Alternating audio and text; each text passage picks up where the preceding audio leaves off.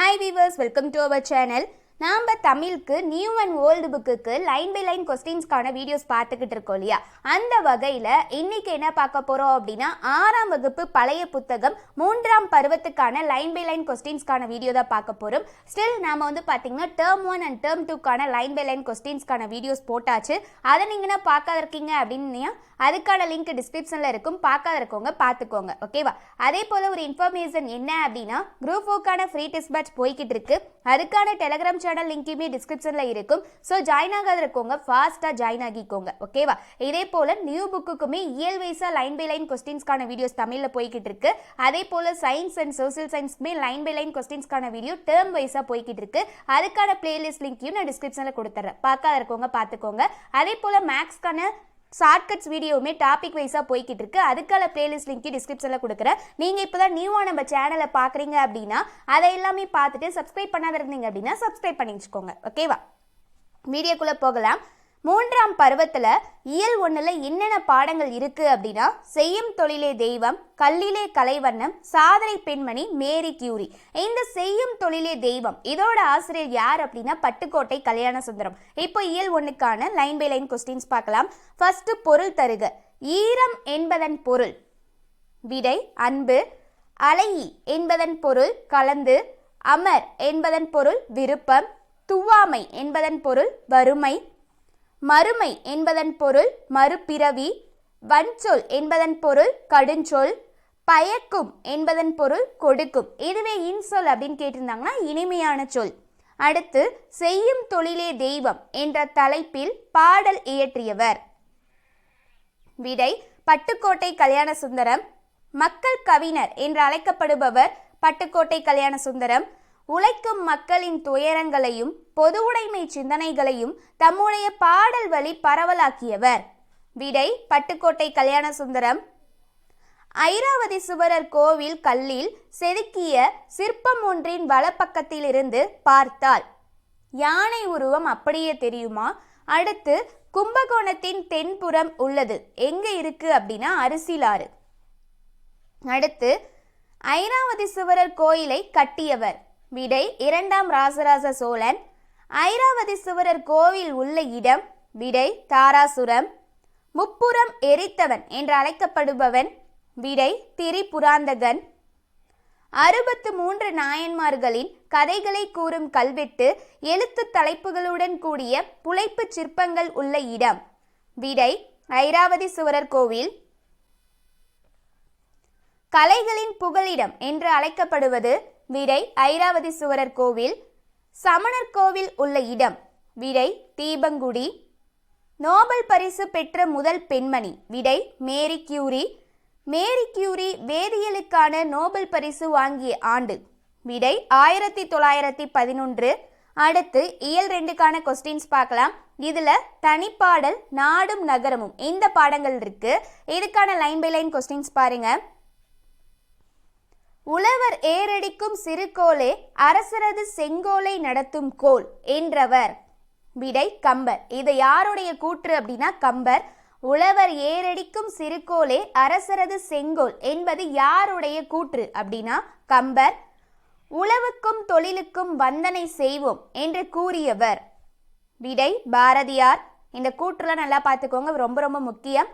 அடுத்து தமிழ் விருந்து நூலின் ஆசிரியர் விடை ராபி சேதுபிள்ளை. இவர் தான் சொல்லின் செல்வர் என்று அழைக்கப்படுறார் இல்லையா. அடுத்து கல்லைத்தான் மண்ணைத்தான் காய்ச்சித்தான் குடிக்கத்தான் கற்பித்தானா இப்பாடலின் ஆசிரியர் யார்? விடை ராமச்சந்திர கவிராயர். பதுமத்தான் என்பதன் பொருள் விடை தாமரையில் உள்ள பிரம்மன். அந்த காலம் இந்த காலம் என்ற தலைப்பில் பாடல் இயற்றியவர் யார்? விடை உடுமலை நாராயண கவி. இவர் எந்த சிறப்பு பெயரால் அழைக்கப்படுறார் அப்படின்னா பகுத்தறிவு கவிராயர். உடுமலை நாராயண கவி வாழ்ந்த காலம் விடை 1899 முதல் 1981 வரை. அடுத்து கொரநாடு என்ற ஊரின் பழைய பெயர் விடை கூரை நாடு. அதுபோல முரப்பு நாடு என்பது பாண்டி நாடு என்று அழைக்கப்பட்டது அக்காலத்தில், ஓகேவா. அடுத்து கானாடு உள்ள வட்டம் அப்படின்னு சொல்லி கேட்டிருக்காங்க பட்டுக்கோட்டை. அடுத்து நம்மாழ்வார் பிறந்த இடம் விடை குருகூர். திருமயிலைக்கு அருகே உள்ள ஊர் விடை திருவல்லிக்கேணி. தொழிலாளர்களால் சிறப்புடைய ஊர் விடை பேட்டை. தொழில்களால் சிறப்புடைய ஊர் பேட்டை. தொழில்களால் சிறந்து விளங்குற இடத்த பேட்டை அப்படின்னு சொல்லுவாங்க. ஓகேவா? அடுத்து விருதுநகரின் பழைய பெயர் விடை விருதுப்பட்டி. சிறந்த ஊர்களை குறிக்கும் சொல் விடை புறம். இப்போ பார்க்குறோம் இல்லையா, விழுப்புரம் அப்படின்னு சொல்றாங்க இல்லையா, ஸோ அதனால. அடுத்து கடற்கரையில் உருவாகும் நகரங்கள் எவ்வாறு அழைக்கப்படும் அப்படின்னா விடை பட்டினம். கடற்கரை சிற்றூர்களை எவ்வாறு அழைப்பார்கள் அப்படின்னா விடை பாக்கம். அடுத்து புலம் என்னும் சொல் விடை நிலத்தை குறிக்கும். நெய்தல் நிலத்தில் அமைந்த வாழ்விடங்கள் எவ்வாறு அழைக்கப்படும் அப்படின்னா விடை குப்பம். எழுத்துக்களின் ஒளியின் அளவை குறிக்கும் சொல் விடை மாத்திரை. அடுத்து இயல் 3க்கான கொஸ்டின்ஸ் பார்க்கலாம்.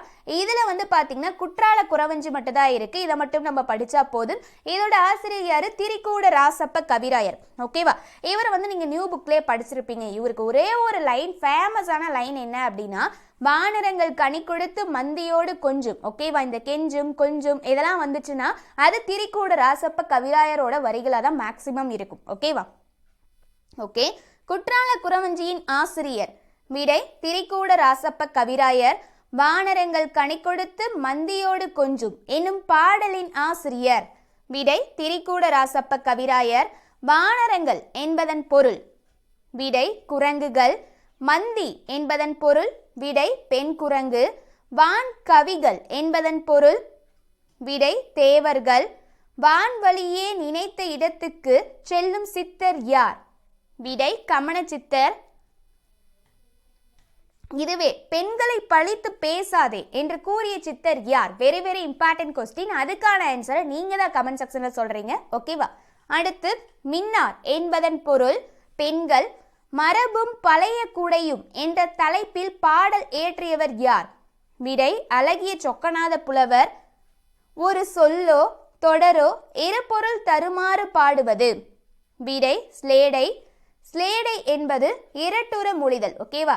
இரட்டுற மொழிதல் அணியோட மற்றொரு பேர் தான் ஸ்லேடை அணி அப்படின்னு சொல்லுவாங்க. அதுக்கான பொருள் என்ன அப்படின்னா ஒரு சொல்லோ அல்லது ஒரு தொடரோ இரு பொருள் தரும்படி வருவது தான் ஸ்லேடை அல்லது இரட்டுற மொழிதல் அப்படின்னு சொல்லுவாங்க. அடுத்து பயன்பாட்டில் இல்லாத சுட்டெழுத்து எது? விடை உ. தொழிலாளர்கள் நாள் விடை மே 1. அதான் உழைப்பாளர்கள் தினம் அப்படின்னு சொல்லுவாங்க. அடுத்து இரட்டுற மொழிதல் பிரித்தெழுதுக விடை 2 கூட்டல் உர கூட்டல் மொழிதல். அடுத்து அழகிய சொக்கநாத புலவர் பிறந்த ஊர் விடை தச்சநல்லூர். அடுத்து ஃபைனல் கொஸ்டின் கொட்டு மரம் என்பதன் பொருள் கிளைகளை உடைய மரம். ஓகே கைஸ், இந்த வீடியோ கண்டிப்பாக உங்களுக்கு யூஸ்ஃபுல்லாக இருந்திருக்கும். இதோட நம்மளுக்கு 6ஆம் வகுப்பு பழைய புத்தகம் அப்படிங்கிறது கம்ப்ளீட்டாக முடியுது. இன்னும் டேர்ம் 1 அண்ட் டேர்ம் 2க்கான கொஸ்டின்ஸ் நீங்கள் பார்க்காத இருக்கீங்க அப்படின்னா அதுக்கான வீடியோ லிங்க்கில் டிஸ்கிரிப்ஷனில் கொடுக்குறேன்.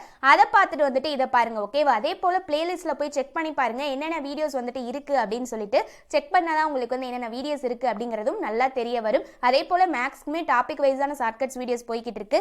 அதுக்கான பிளேலிஸ்ட் லிங்க்குமே நான் டிஸ்கிரிப்ஷனில் கொடுக்குறேன். போய் செக் பண்ணி பாருங்கள். இந்த வீடியோ பிடிச்சிருந்து அப்படின்னா லைக் பண்ணுங்க, உங்க ஃப்ரெண்ட்ஸ்க்கு ஷேர் பண்ணுங்க, மறக்காம சப்ஸ்கிரைப் பண்ணி வச்சுக்கோங்க. தேங்க்யூ.